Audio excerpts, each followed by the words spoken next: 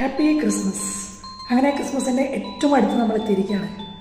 നമ്മൾ പണ്ട് അല്ലെങ്കിൽ ഞാൻ ഓർക്കാണ് സിനിമയൊക്കെ കണ്ട സമയത്ത് മോഹൻലാലിൻ്റെ ഭയങ്കര ഫാനായിരുന്നു ഞാൻ.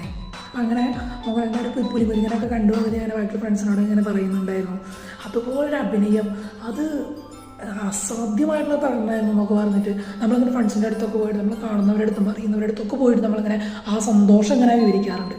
പ്രിയപ്പെട്ടവരെ, ഈ ക്രിസ്മസിൻ്റെ സമയത്ത് ക്രിസ്തു നമ്മുടെ ഉള്ളിലിരുന്ന ഈ ഒരു സന്തോഷം നമുക്കറിയാം. ആ ഒരു സമയത്ത് നമ്മുടെ സന്തോഷം നമ്മൾ ബാക്കിയുള്ളവരുടെ അടുത്ത് പോയിട്ട് പറയില്ല എന്ന് പറയുന്ന പോലെ നമ്മുടെ സന്തോഷമായ യേശു ക്രിസ്തുവിനെ പറ്റി നമ്മൾ പോയിട്ട് എല്ലാവരുടെ അടുത്ത് പോയിട്ട് പറയണം.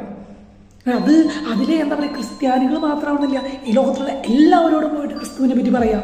അതാണ് മാർക്കോസിന്റെ സുവിശേഷം 16-ാം അധ്യായം 15-ാമത്തെ തിരുവചനം പറയുന്നത്, ലോകമെങ്ങും പോയി സകല സൃഷ്ടികളോടും സുവിശേഷം പ്രസംഗിക്കുകയും.